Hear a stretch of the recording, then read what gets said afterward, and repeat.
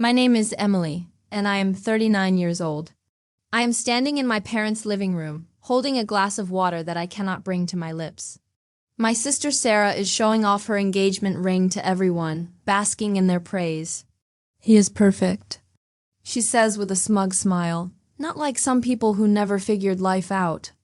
My mother laughs, my father nods. And I feel invisible, again. But what no one knows is this: her perfect fiancé. He signed a contract with me, a legal binding agreement. He owes me everything: his business, his second chance, his clean name. And now that Sarah has humiliated me in front of the entire family, I am ready to tell them all exactly who he is and what he did. If you have ever been the quiet one in the family, the one they underestimated, then this story is for you. Subscribe, share, and let me show you how even the smallest voice can shatter the loudest lies. My name is Emily Thompson. I am 39 years old. I live in a quiet neighborhood just outside of Portland, Oregon. My days are filled with numbers, contracts, and quiet discipline. I run a small business consulting firm. It is not flashy, and it is not the kind of job that wins awards at family dinners. But it pays the bills, and it pays them well. To my family, though, I am still the good daughter, the reliable one, the boring one, the one who never caused trouble, never stayed out late, never chased a dream that might embarrass them. While my sister Sarah was off winning beauty pageants, dating lawyers, and traveling to Europe, I was organizing mom's bills, helping dad with his taxes, and showing up to every birthday dinner with gifts I could barely afford back then. When I was younger, I thought being the good daughter meant I would eventually earn their respect. That if I just kept doing the right thing, if I stayed responsible, they would see my value. I was wrong. Sarah is 3 years younger than I am. She was always louder, shinier, more exciting. She walked into a room and made people turn their heads. I walk into a room and make sure the chairs are arranged properly. That is the difference. Our parents adored her. They still do. At every gathering, they gush about her latest boyfriend, her newest job, or how gracefully she carries herself. Last Christmas, my mother introduced Sarah to her friends as my daughter, the future Mrs. Daniels, with a wink and a proud smile. She introduced me as Emily, who works with computers or something. I do not work with computers. I manage financial portfolios for mid-sized companies and help entrepreneurs restructure their businesses. I have saved 2 companies from bankruptcy in the last 5 years. I employ 6 people. But none of that seems to matter to them. In their eyes, my life is small, safe, forgettable. I am not bitter. At least I did not think I was. I have spent years telling myself that love should not be earned through grand displays. That just because I am not praised does not mean I am unloved. But every time Sarah opens her mouth and the room leans in to listen, while mine goes unnoticed, a tiny part of me breaks. When I was 12, I won a spelling bee at school. I came home with a shiny certificate and a ribbon. I was proud. My father looked at the certificate, gave a small nod, and said, "That is nice, Em. But your sister is going to be in a commercial next week. Can you believe that?" That moment never left me. Even now, all these years later, I find myself trying to make them proud in quiet, invisible ways. I bought my first home at 28. I paid off my student loans without asking for help. I built a business from the ground up after leaving a corporate job I hated. But none of these things were ever framed on the mantle like Sarah's photos. None of them made it into the family newsletter. I'm not saying Sarah is a bad person. She can be sweet when she wants to be. But she lives in a world where she expects to be adored, where applause is her oxygen. And when she does not get it, she creates a scene until someone gives her what she wants. She is beautiful. I will never deny that. Her hair falls in perfect waves. Her teeth are movie star white. Her laugh is the kind that makes strangers want to know her. She knows how to charm a room, and she has used that charm to climb social ladders her whole life. Men adore her. Women envy her. And my parents worship her. I used to believe that being steady and dependable would eventually be enough. That one day, someone would notice that I was the one keeping the family's lights on.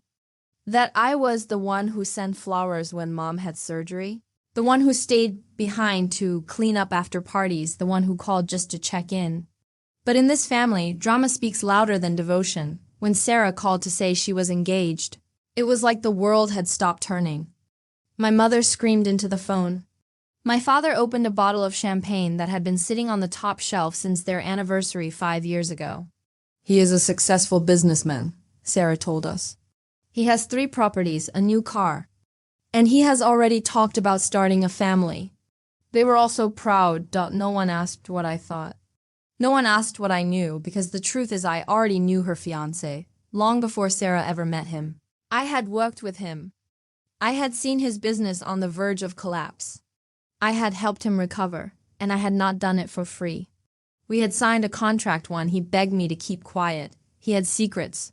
Legal ones, financial ones, and I had helped cover them up. Not for love, not for friendship. For business, he owed me a lot. When I saw Sarah post the engagement photo on social media, flaunting that ring and flashing that signature smile, my stomach turned.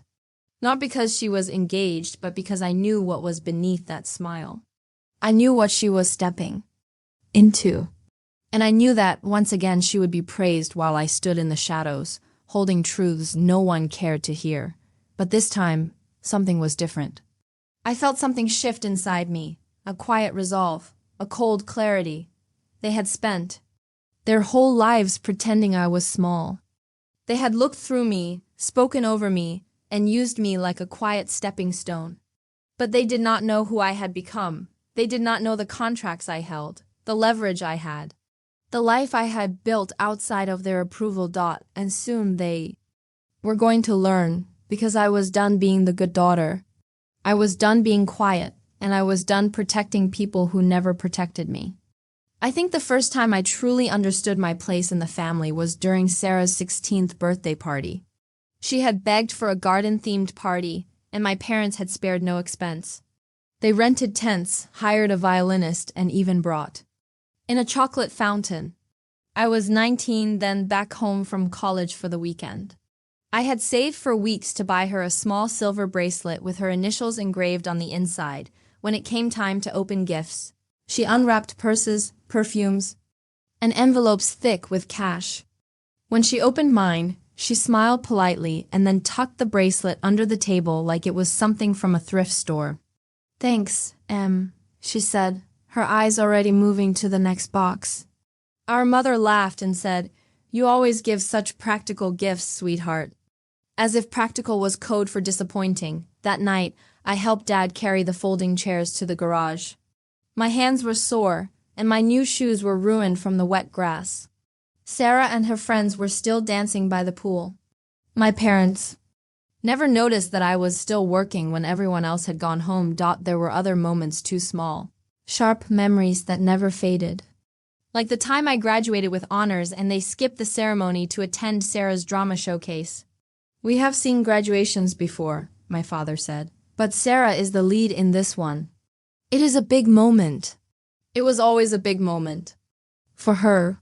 Somehow, her small events outweighed my major milestones. When I landed my first full-time job at a reputable firm, I called home excited to share the news. My mother barely let me finish before saying, "That is great, Emily. Sarah might be getting a modeling offer in New York. Can you believe it?" I wanted to say, "Yes, I can believe it," because everything happens for her. But I said nothing. That was my role. The one who nodded, supported, accepted. One Thanksgiving, I cooked the entire meal while Sarah arrived in a designer coat and pointed at the cranberry sauce. "You know I hate the canned kind," she said. "Why would you make that?" I bit my tongue. Our mother laughed. "Emily just does not understand presentation," she said. I stood there with my apron on, cranberry on my fingers, and shame curling in my stomach like smoke. There was a pattern to it. I put in the work, she got the praise. I made things easier. She made things exciting. And my family loved excitement. When Sarah dated a man named Caleb, she brought him home for a holiday dinner. I was 34 at the time, single, focused on growing my business. Caleb was charming, tall, and empty behind the eyes. At dinner, he turned to me and asked, "So Emily, what do you actually do?" Sarah said it is something with spreadsheets. Before I could answer, my father chuckled and said, "Emily has always been our little computer wizard. We are just happy she is stable." Stable. That word stuck like a thorn. Not successful, not intelligent. Not accomplished, just stable. I smiled and nodded. I was always smiling and nodding, but behind that smile I was growing tired, I remember. Another sharp moment, my 30th birthday. I had booked a table at a local vineyard, invited family and a few friends. Everyone showed up late. Sarah came wearing white, like a bride, and brought a guy she had just started dating. By the end of the evening, people were gathered around her, listening to her describe a trip to Italy. She had not even taken yet. No one mentioned my birthday cake. No one gave a toast, even on my day. I felt like an afterthought, but I kept going. I told myself I was being petty. That maybe I expected too much. Maybe I needed to try harder to earn their respect. So I worked more. I saved more. I built the business, kept the books clean, and showed up to every family event with thoughtful gifts and a polite smile. I stayed in the background, like a good daughter should, until the day came when I realized something. They were never going to see me, not truly. Not unless I made them. The sad part is I did not even want their admiration anymore. I just wanted their respect. A moment of silence before they dismissed me. A second glance. A real question about how I was doing, not how useful I could be to someone else. I remember once, Sarah called me out of the blue and asked if I could help her look over some things. She was starting a boutique business, or so she said, and she needed help with contracts. I spent 2 weekends reviewing documents, preparing spreadsheets, creating proposals for investors. She never even said thank you. A few months later, she told everyone she had done it all on her own. She even posted on social media, "Never let anyone tell you that you need help to succeed." I laughed bitterly when I read that. Because help is exactly what she always expected from me, but even worse than the slights. And the silence were the expectations. They expected me to lend money without questions. They expected me to cancel plans when Sarah had a crisis. They expected me to babysit our cousin's kids at weddings, so Sarah could drink champagne in peace. I was dependable. I was their tool, and for years I allowed it, but things changed. I changed. There was one memory I had locked away, something that happened just before I met Sarah's fiancé. I had been working with a client who was on the edge of bankruptcy. He came to me desperate. His partners had pulled out, his taxes were a mess, and he was weeks away from a legal disaster. I spent months helping him, restructuring everything. It was the biggest risk I had ever taken professionally, and it paid off. He turned his business around and became a quiet success. That man was Mark Daniels, Sarah's fiancé. But back then, he was just a client. And I was the one who saved him. He had signed a contract. A real, detailed, legal agreement I never told anyone. Not even Sarah, because I had learned to keep my victories private. Just like I had learned to keep my pain silent, but not anymore, because I was done playing small. They wanted a quiet daughter, a dependable sister, a silent supporter. They had her now. They were going to meet the real me. There are things I never told my family. Not because I was hiding, but because I knew they would not care to hear. In a house where only loud stories got attention, mine would have been drowned out. So I kept quiet and worked silently, carefully, methodically, brick by brick. It started after I left my corporate job at 29. I had spent 6 years working under men who took my ideas and claimed them as their own. I was tired of chasing titles that did not matter. I wanted something real, something I could build with my own 2 hands. So I walked away from my 6-figure salary and started consulting on my own. The early days were difficult. I took on small clients, sometimes working 15-hour days just to make ends meet. There were months I could not sleep, afraid that I had made a mistake. I lived modestly, no vacations, no luxuries, no unnecessary risks, but slowly. It grew. By the time I turned 35, I had my own LLC, a team of 3, and a steady stream of clients. I specialized in crisis recovery for businesses cleaning up messes no one else wanted to touch. I built a reputation for being discreet, dependable, and brutally honest. My work was not glamorous, but it was profitable. I never bragged. I never sent updates to my family. If they asked, I gave short answers. Work is fine. Business is steady. I watched their eyes glaze over as they turned the conversation back to Sarah's latest boyfriend or whatever drama she had created that week. They did not ask what I earned. They did not ask what I owned. But I was not idle. I was building something behind the curtain. By 36, I had purchased 2 rental properties, quietly, under an anonymous LLC. One was in Portland. The other was out in Bend. I managed them myself for the first year, learning everything I could about property law, taxes, and tenants. Later, I hired a manager and used the passive income to grow my savings. By 37, I had diversified into investments. I learned everything I could about the market, ETFs, private equity, and early-stage business funding. I was cautious but persistent. I was not gambling. I was studying. I watched lectures. I hired a mentor. I asked questions and kept notes. I kept spreadsheets most people would never understand. I tracked every cent. I was not just successful. I was secure, and no one in my family knew. They still thought I lived in a modest apartment and ate leftovers every night. Sarah once joked that I probably reused tea bags to save money. My mother laughed. I laughed too. I did not correct them. Why would I? Let them think what they wanted. It gave me freedom. It kept them out. But the most important secret, the one that changed everything, was Mark Daniels. When Mark walked into my office 3 years ago, he was a mess. His business was collapsing under debt, and he was being threatened with lawsuits. He was sweating, desperate, and terrified. I almost turned him away, but something about his honesty, or perhaps his desperation, made me take the meeting. He admitted everything. He had failed to pay his taxes properly. He had falsified a few records to impress investors. Nothing violent, but enough to land him in serious trouble. I told him the only way I would help was if he agreed to full transparency and signed a binding agreement.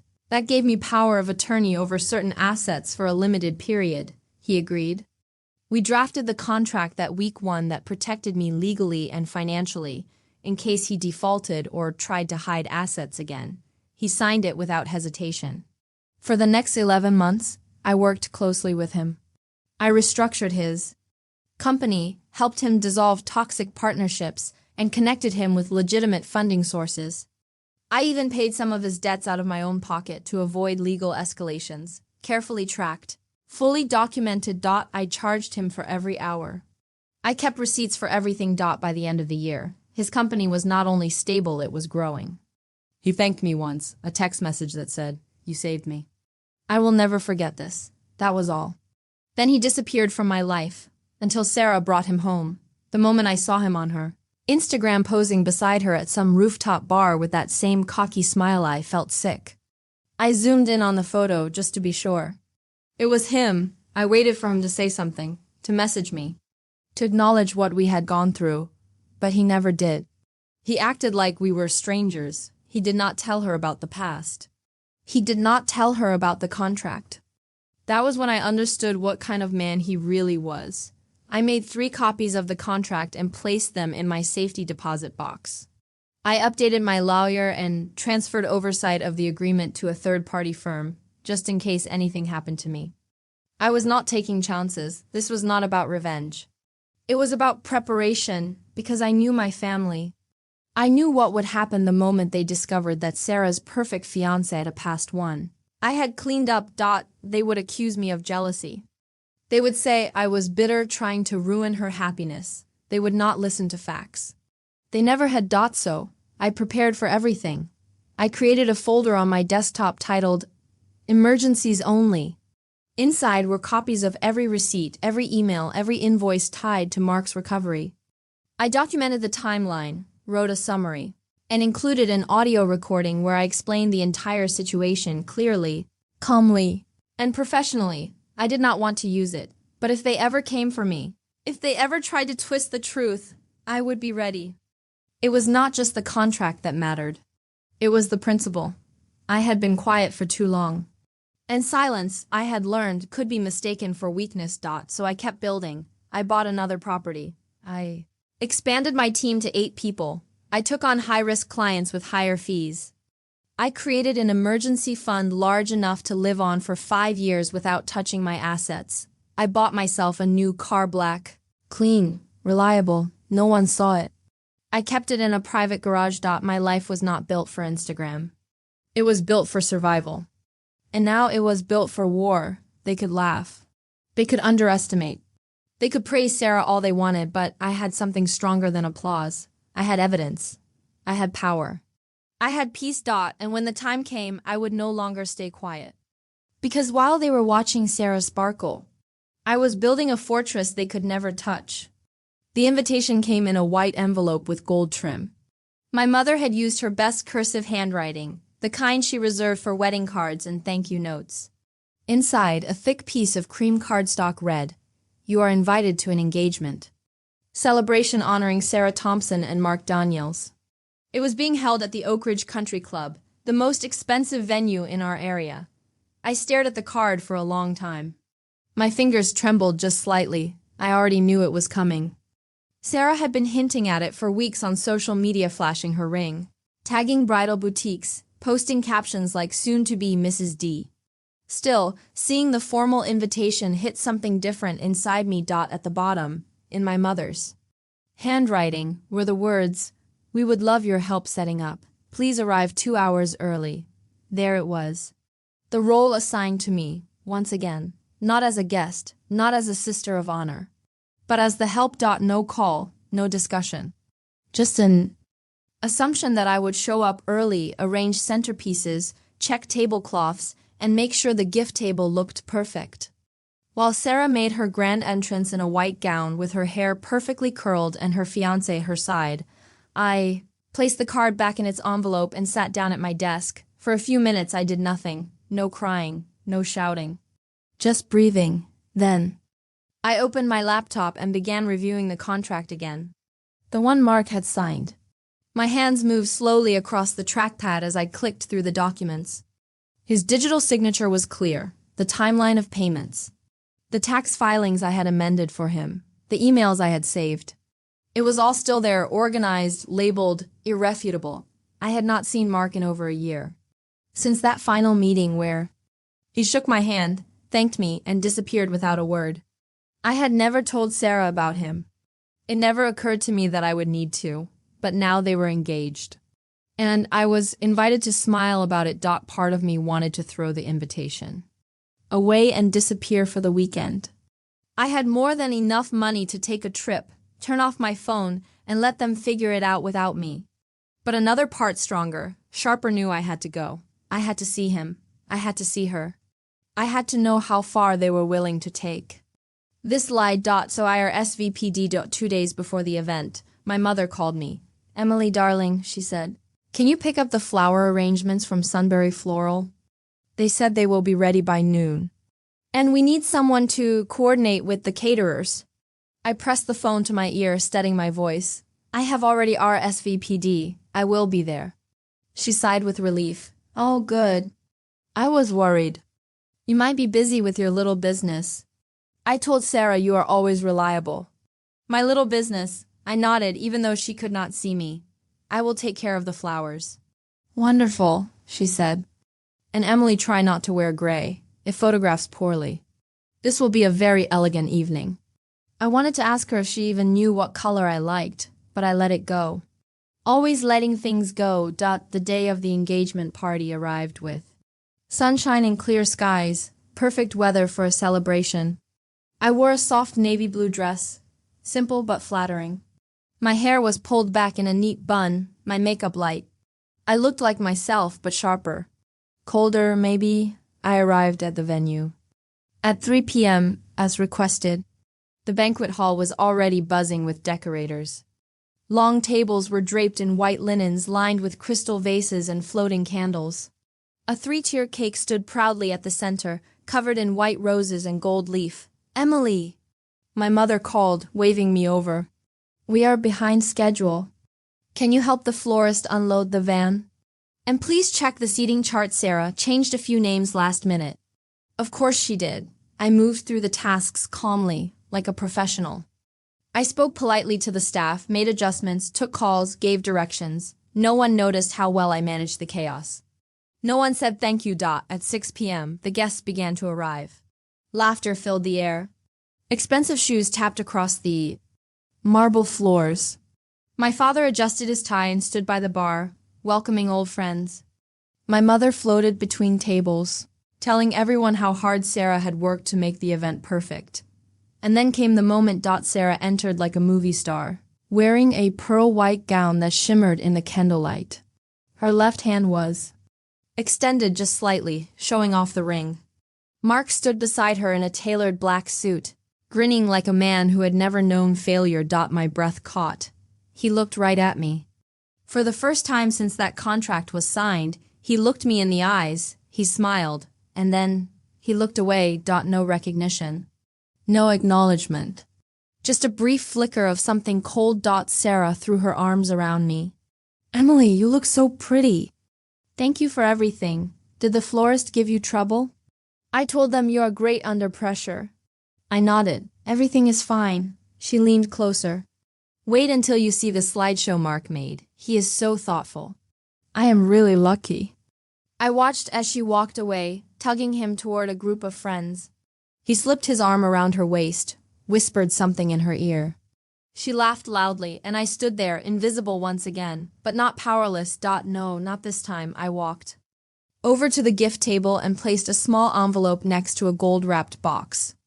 Inside was a simple note addressed to Mark. No threats. No drama, just a reminder. Congratulations.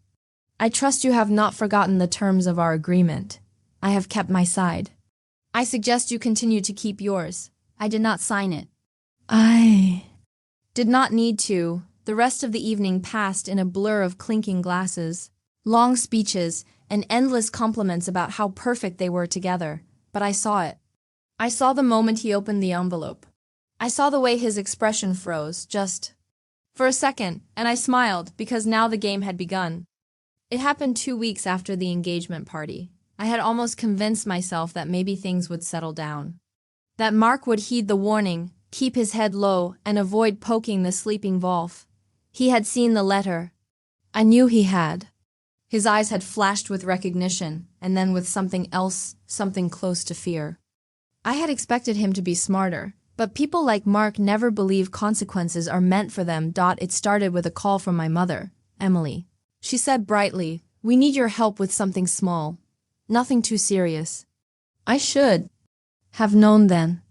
Anytime she used that tone-light, cheerful, forced it meant a storm was coming. "We are getting the family beach house ready for Sarah and Mark's honeymoon week," she continued. "It is a lovely idea, really. They want something quiet and private. Your father and I agreed they should use the house as a wedding gift." I blinked. "You mean the house in Cannon Beach?" "Yes, of course. The one you have been looking. After all these years, they are only going for a week. That house was mine. No, not symbolically. Not emotionally. Legally. I bought the beach house 3 years ago after it went into probate when my aunt passed away. I had put in the offer quietly, bought it in cash under my company name, and renovated it with my own funds. No one in my family had ever taken interest in it, except to occasionally ask if I could let them use it for a weekend. But now, they were giving it away, as a gift. Without asking, I gripped the edge of my desk. "Mom," I said carefully, "that house is mine. I bought it. I own it." There was a pause on the line. "Oh, sweetheart," she said finally. "You are being dramatic. You just helped with the paperwork. It has always been in the family." "No," I replied, my voice steady. "It is not in the family. It is under my business name. I pay the taxes. I maintain it." "It is mine," she clicked her tongue. "Well, that is not how Sarah remembers it. She told me you offered it to her once, said she could use it any time." "Honestly, Emily, it is just for a week. Can you stop being so territorial?"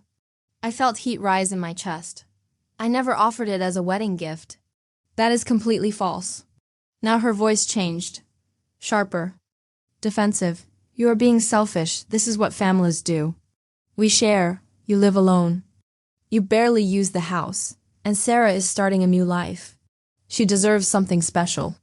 I could barely breathe. Mom, I said, if you hand over the keys to that house, you are trespassing. She gasped. Are you threatening your own mother? No, I said coldly. I am protecting what is mine. She hung up. An hour later, Sarah called. Emily, she said with a laugh, what is this nonsense? Mom said you are making a fuss over the beach house.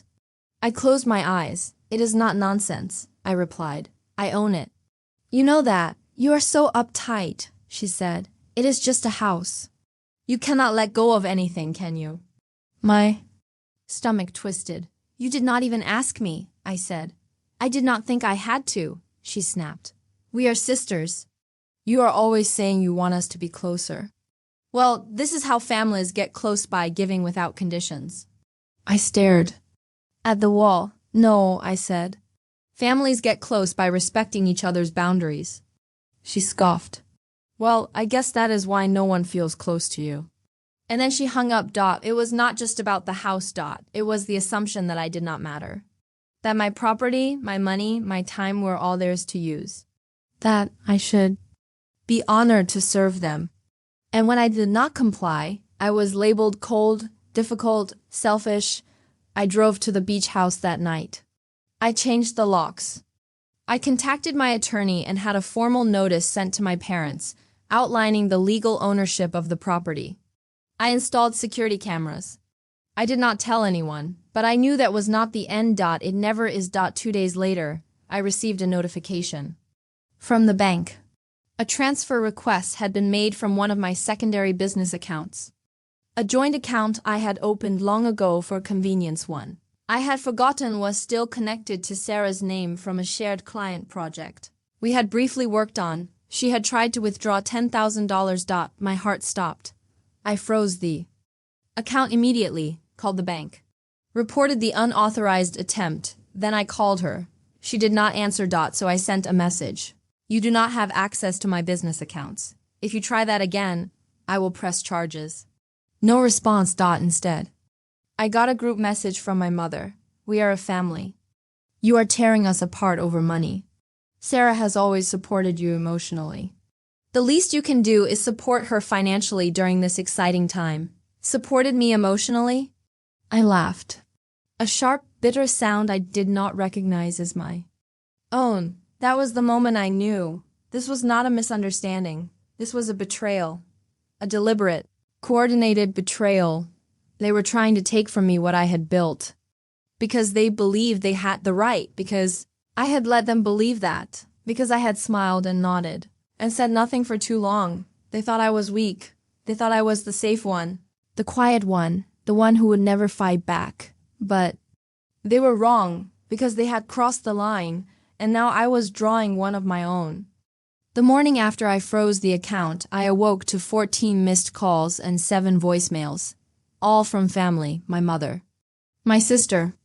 Even my father, who usually stayed out of anything that required emotional effort, had left a stiff, passive-aggressive message. Emily, he said, I do not know what is going on, but your behavior lately has been deeply disappointing. This is a family, not a courtroom. That sentence rang in my ears as I sat on the edge of my bed, holding the phone in my hand. Not a courtroom. He had no idea how ironic that was, considering what I was preparing behind the scenes. If they wanted to escalate things, I was ready. They had mistaken my silence for weakness, but silence is not weakness. Silence is strategy. The next call came from Sarah. This time. I answered. You have lost your mind, she said before I could speak. Mom is in tears. Dad is furious. What are you trying to prove? I am not trying to prove anything, I said. I am protecting what belongs to me. Oh, please, she spat. You are acting like some kind of mafia boss. It was a $10,000 transfer, Emily. I was going to put it back after the wedding. It was a timing thing. You did not ask me, I said flatly, because I should not have to. She shouted, You have all this money. You hoard it like a dragon. We are family. That means we help each other. I could feel something break inside me. No, I said. That means we respect each other. And you have not shown me an ounce of respect. She laughed. Sharp, mean, ugly. You are being dramatic. You have always been this way. So guarded, so selfish. It is exhausting. I stayed quiet, she went on. You think just because you have some secret business and a few rental properties, you are better than everyone. But you are not. You are still that awkward, bitter little girl who cried when she did not get attention. That is who you really are. Her words struck hard, but not because they were true, because they were cruel and familiar. She had said similar things all our lives, only now she said them with adult venom. Now they came from a woman who felt entitled to my life, my earnings, my peace. I waited for her to run out of steam, and then I said, "You stole from me. I will never see that as anything less." She scoffed. "You are so black and white. Life is not a courtroom. Stop being a robot." "You sound like Mark," I said. The line went silent. Then she said, "Do not bring him into this." I leaned back in my chair. Too late. I hung up. 10 minutes later, my mother was at my door. I opened it and stared at her in disbelief. She never came to my house unless she needed something. She hated the drive, hated the neighborhood, hated the way I lived. But here she was, standing on my porch in a pressed coat with her lips tight and her eyes full of controlled rage. "Can I come in?" she asked. I stepped aside. She entered like she owned the place, looking around as if searching for flaws. She sat down without waiting to be invited. "I cannot believe the way you are behaving," she said. I folded my arms. "You mean setting boundaries. I mean turning your back on your family. Over money, Emily, money. Is that really more important than us?" I tilted my head. "Is that what this is about? You think I chose money over you?" She gave me a pitying look. "You are acting like you are above us. Like your success gives you permission to punish us." "I'm not punishing anyone," I said. "I am responding to being used." Her voice rose. "Used? You have always been dramatic." We leaned on. "You because you are strong, because you could handle it." "No," I said calmly. "You leaned on me because you never respected me enough to ask first." She stood suddenly. "You owe us, Emily." Those words hit like a slap. I stood too. "What did you say?" "You heard me," she said. "You owe us. We raised you. We supported you. Your father worked 2 jobs for years. I gave up my own dreams to raise you girls. Everything you are is because of us." I shook my head slowly. "No, everything I am is in spite of how you treated me."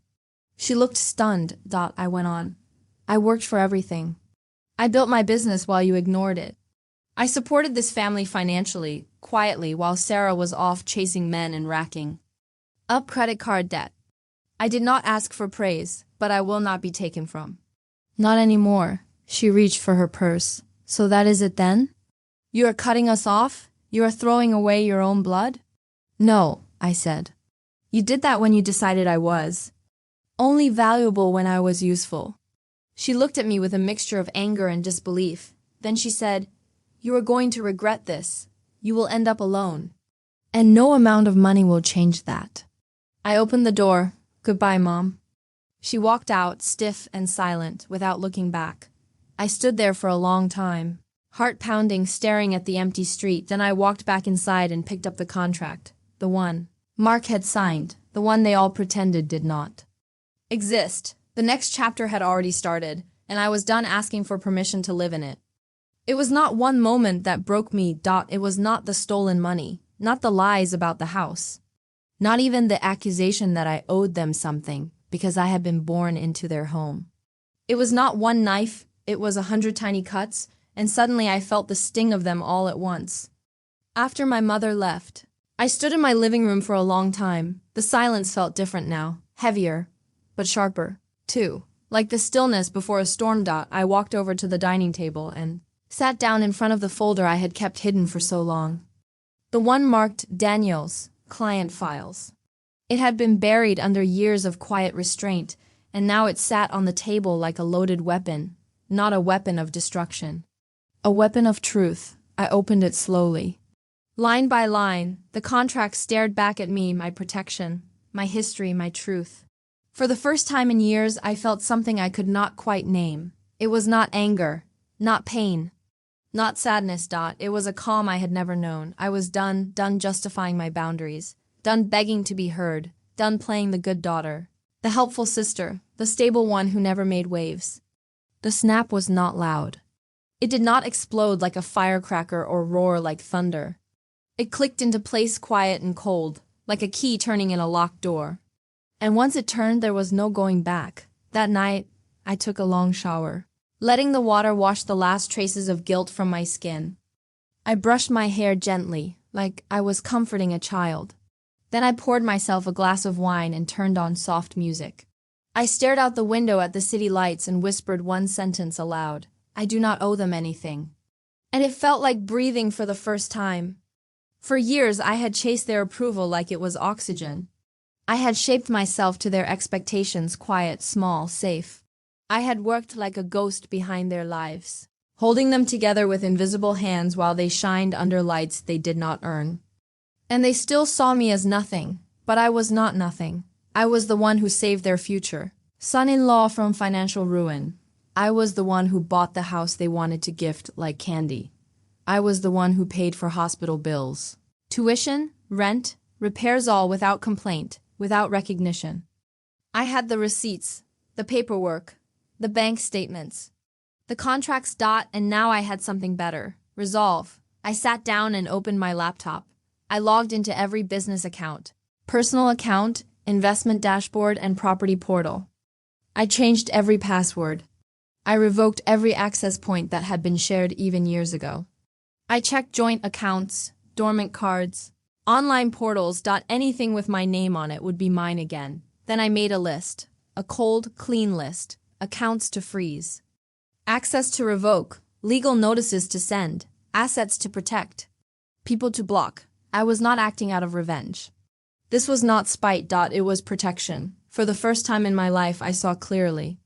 The years of being reasonable had cost me more than I ever admitted.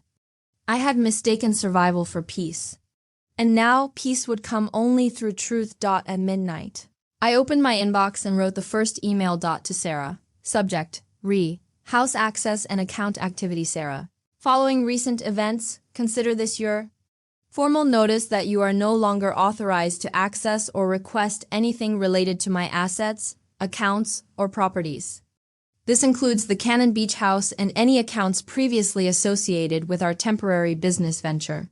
All access has been revoked. If you attempt to use, enter, or claim any portion of my property, I will pursue legal action. This is not a threat. It is a boundary. Do not contact me unless it is through legal representation.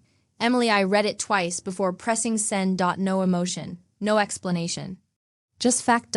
Then I sent a similar message to my parents. I removed them from my emergency contact list. I revoked their access to anything with my signature. I instructed my attorney to update my will, power of attorney, and all business arrangements. The next morning, I turned off my phone. I let the calls go unanswered, the texts unread. I went for a walk in the park, watched birds glide across the lake, and felt the sun on my skin. I had never felt so light. It did not matter anymore what they thought. They could gossip, they could accuse. They could spin their stories like they always had. I was no longer part of their stage play. They wanted a supporting character. I had written my own script. And they were no longer in it. Later that day, I got an email from a friend of Sarah's, someone I barely knew but who had apparently been looped into the family drama. She wrote, "Hi Emily. I do not know the whole story, but Sarah said you were trying to sabotage her engagement because you were jealous. Just wanted to let you know people are talking." I smiled. Let them talk. I responded, "Thank you for your concern. I am not sabotaging anyone. I am simply enforcing my rights." Then I opened a blank document and began drafting a formal summary of my history with mark every email, payment, clause, and time-stamped event, cross-referenced with documents. I was not preparing for war. I was preparing for clarity, because if this escalated, and I suspected it would, I would not yell. I would not cry. I would not beg to be understood. I would speak through contracts. Through bank records, through deeds and filings and notarized statements. Truth did not need applause. It only needed to be shown. And when it was, no lie could stand against it. The first official step I took was legal, not emotional. Not verbal. Not dramatic. Just paperwork. I sat across from my lawyer, Marianne, in her office 2 days after I sent the emails. Her space was calm, filled with soft yellow light and thick case files. Marianne had represented me for years, mostly for business matters and real estate transactions. But now her expression was sharper, more focused. I want a full legal boundary placed between myself and my family, I said, sliding a folder toward her. She opened it and raised her eyebrows. This is ... comprehensive. I want to be ahead of them, I said, not behind. Inside the folder was a detailed map of every account, every asset, every instance of shared access, even minor. It included shared titles, former joint business filings, co-signed agreements, and anything that might one day be questioned or challenged. I need you to draft letters to sever all liabilities and co-authorizations. Transfer old LLC structures fully into my name. Remove my sister's access from the design firm account we once used. I already changed passwords and notified the bank, but I want it formal. Marianne gave a slow nod. And what about the contract with Mark? I met her eyes. We are protecting that too.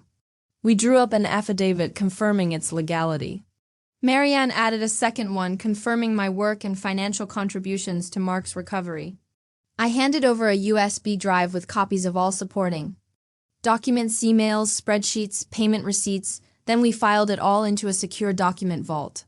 Marianne added her law firm as a legal custodian of the contract.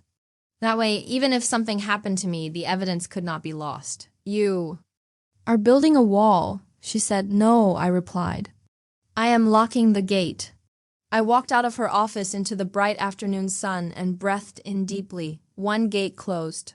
10 more to go. Over the next 2 days, I called my accountant, my property manager, and my bank advisor. I explained the situation calmly and without drama. I asked for every account to be flagged, every point of access to be verified, every dormant file to be reviewed. I changed locks on the Cannon Beach house again, this time with a digital entry system that logged every use. I installed new surveillance cameras that uploaded footage directly to cloud storage. I had the alarm company place a remote lockdown function on my phone. They were not going to steal from me again. The next task was the shared project Sarah and I had once started.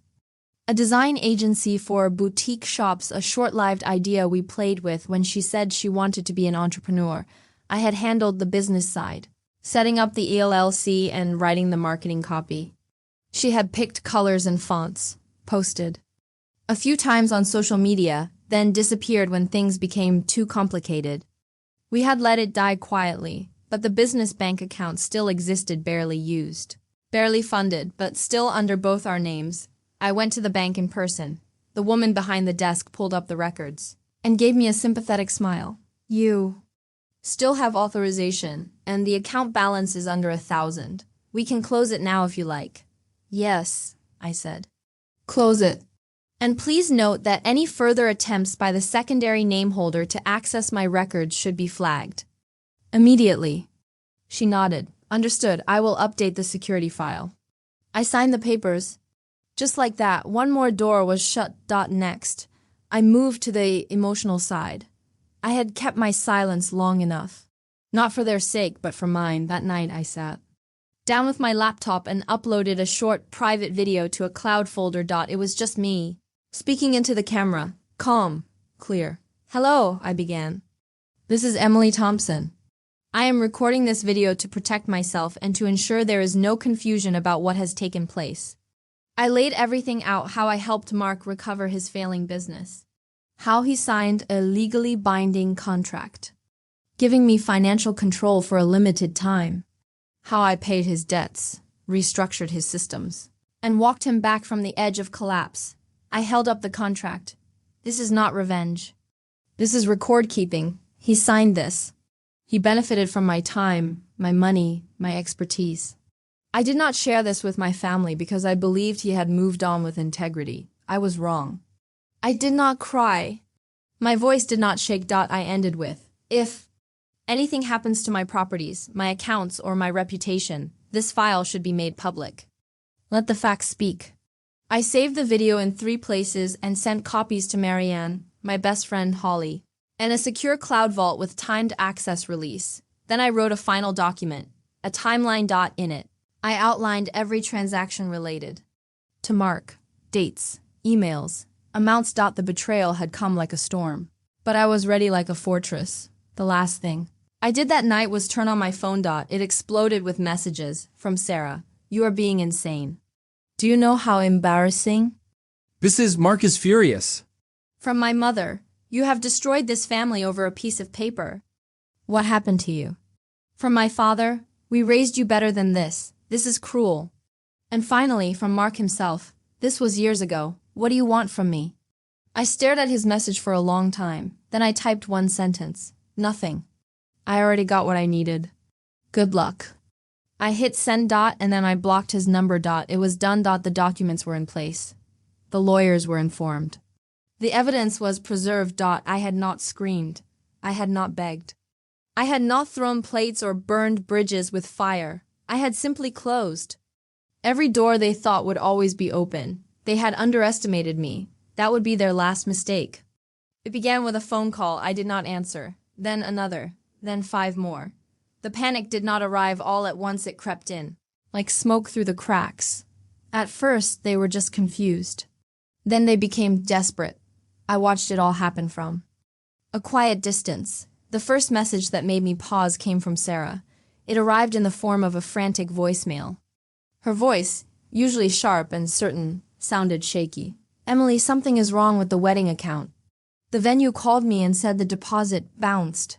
I do not understand. You said you would help with that, remember? We talked about it. At dinner, I need you to call me, please. I had never agreed to pay for their venue. Not with my words, not in writing. Not even in passing, but in Sarah's world, my silence had always been consent. My availability had always been ownership. And my love, whatever had remained of it, had always been a resource to drain. I sat back in my chair and let her voicemail end without response. An hour later, another message came, this time from Mark. Did you tell the venue about our contract? They are asking questions. You are putting my name at risk, and this is not professional. Whatever this is, let us deal with it like adults. Like adults, he had signed a contract. He had broken it. He had kept secrets. And now that truth was pulling at the seams of his carefully pressed life. He wanted to talk like adults. I did not reply. Then my phone rang. Holly's name flashed on the screen finally. Someone I wanted to hear from. I answered. Hey, she said gently. I just got a call from Sarah. My heart sank a little. What did she say? That she's having a breakdown, Holly sighed. She says you've ruined everything. The caterer canceled. The photographer pulled out. Mark's name is getting flagged in his business circles. Something about a breach of ethics clause. I felt a strange calm rise in my chest. She brought this on herself, I said. I know, Holly replied. But I just thought you should hear what's happening. She said your lawyer sent a copy of the contract to the venue. She did not give me a choice, I said. They were trying to use my property, steal from my accounts, and rewrite history. All I did was provide the facts. Holly was quiet for a moment, then she said, You know what? Good. Let them squirm. You gave them more chances than anyone would have, and they used you. They walked all over you. I'm proud of you for finally standing up. That meant more than she probably realized. I thanked her, hung up, and turned off my phone again. That night, I received 2 certified letters, both from my lawyer. The first confirmed that the wedding venue had been informed of Mark's past breach of financial ethics, including a copy of the signed contract and summary of our past business relationship. It was not sent to destroy, it was sent to protect. The second letter confirmed that my family had received the cease and desist notice regarding the Cannon Beach property. Any attempt to access the house would now result in legal action. Everything was unfolding exactly as it should, but it did not stop there. The next morning, I received an unexpected email from one of Mark's former business partners, a man named Jonathan, who I had only met once, years ago, at a networking event. Subject: Your work with Mark Daniels, Emily. I hope this message finds you well. I've recently been made aware of the financial agreement you had with Mark regarding his business restructuring. I've reviewed the document you filed, and frankly, I'm impressed. If you're open to it, I'd love to discuss a potential partnership. We've been looking for someone with your eye for systems and risk management. Your name's starting to carry weight. People are realizing who really did the heavy lifting. Warm regards. Jonathan Patel, Managing Director, Revit. Strategy Group. I sat in stunned silence. For so long, I had done the work in silence. Now, the silence was giving way to something louder, recognition. Not just as the helpful sister or quiet daughter, but as the professional, the builder, the expert. I stared at the email for a few more moments, then smiled and replied simply, "Thank you, Jonathan. I would be happy to meet." Meanwhile, the fallout continued elsewhere. Sarah tried to host a bridal shower the following weekend. Only 4 people showed up. Her maid of honor canceled last minute. Her best friend Rachel messaged me privately and said, "I had no idea what was happening. If half of what I've heard is true, I'm so sorry for ever judging you." The cracks had spread fast.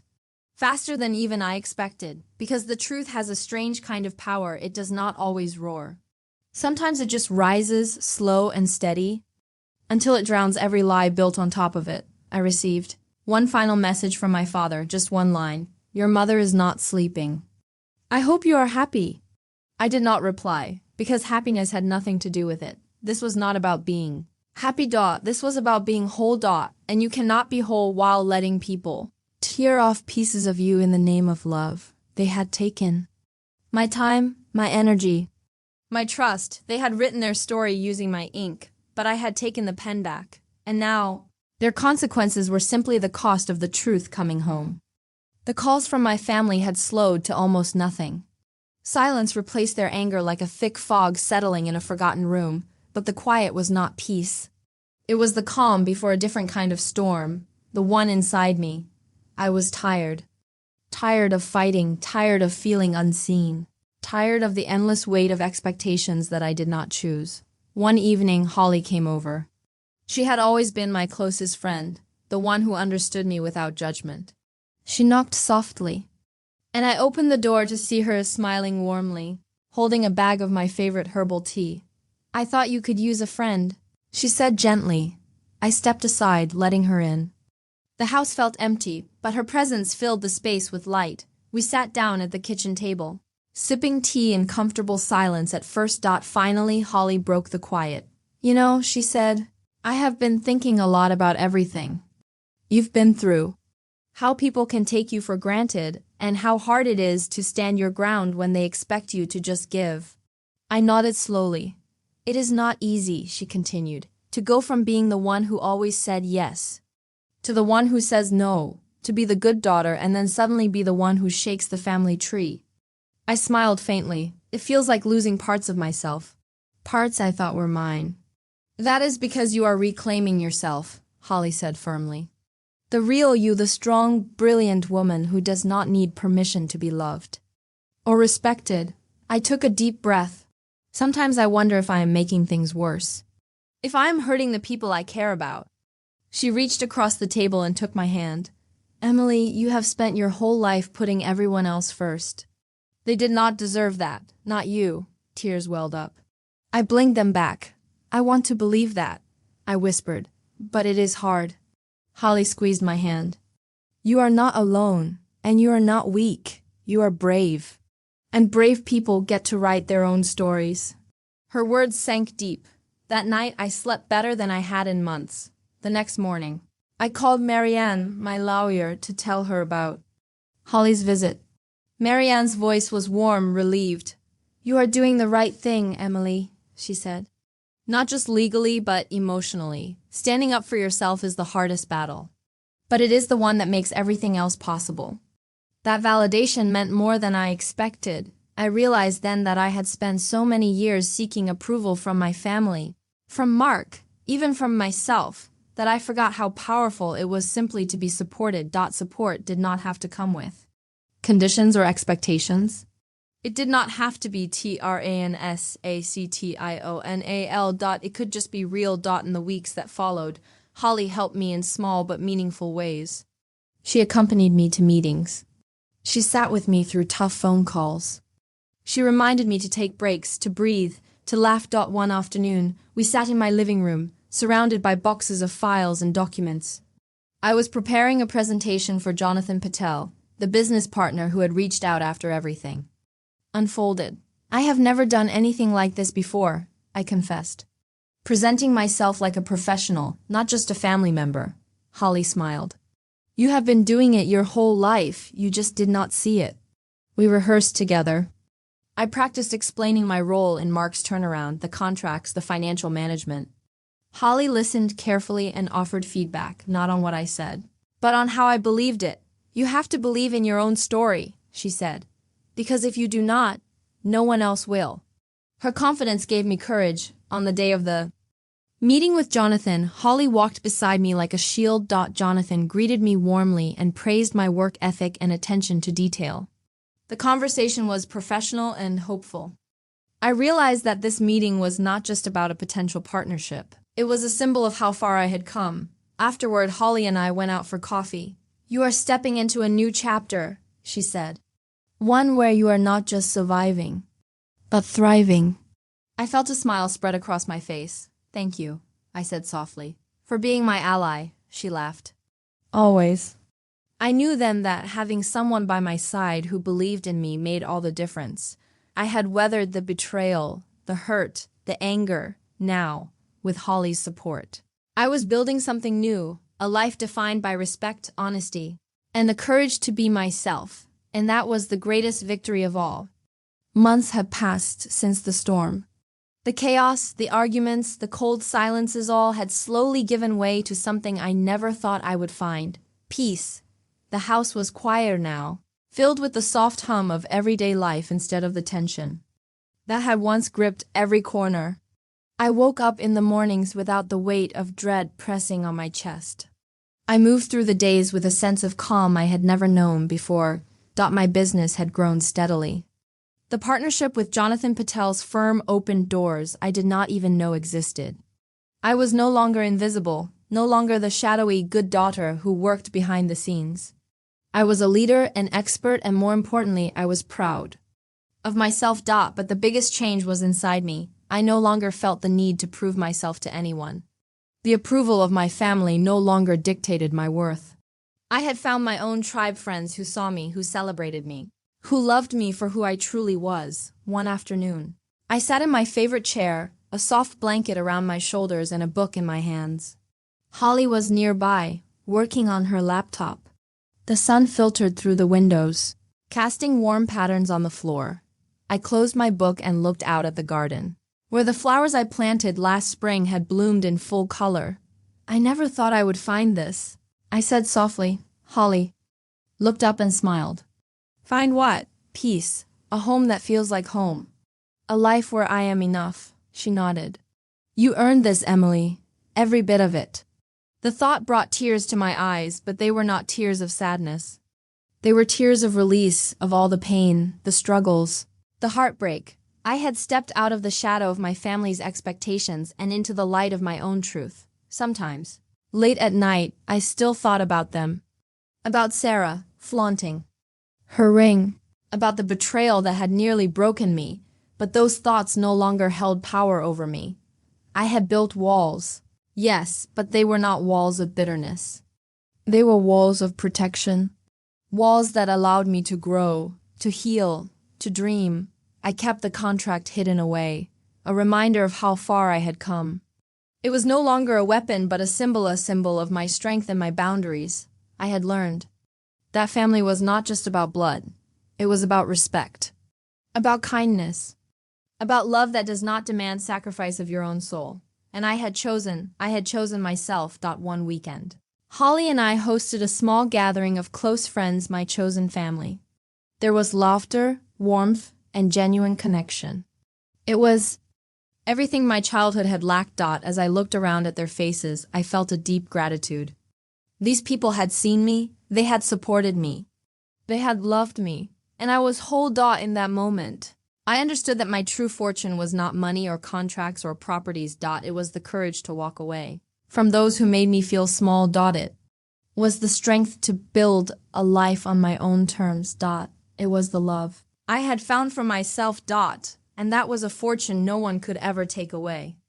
I sit here now in the quiet of my home, reflecting on everything that has happened, the years of being dismissed, the betrayals that cut deeper than I ever thought possible, the moments when I thought I might lose myself, but most of all, I think about the day I finally understood what true fortune really means. It is not in the money, not in the contracts, not in the properties or the power. True fortune is the respect you give yourself, the boundaries you set, the courage to walk away from anyone who makes you feel small. For so long, I allowed myself to be defined by others' opinions. I measured my worth by their approval, my success by their acceptance, but when I took back control, when I showed the world the contract Mark Daniels signed with me, I claimed my own story. I claimed my own power. I learned that family is not defined by blood alone. Family is defined by respect. By kindness. By love that lifts you up rather than tears you down. And the greatest gift you can give yourself is the courage to choose who deserves a place in your life. That is a fortune they can never take away. I am no longer the quiet, unseen daughter. I am the woman who fought for herself, who set firm boundaries, who refused to be small. And in doing so, I found something more valuable than any asset or inheritance. I found myself. If you are listening to this, please know you are not alone. If you feel dismissed, undervalued, or betrayed, remember this: you have worth, you have strength, you have a voice.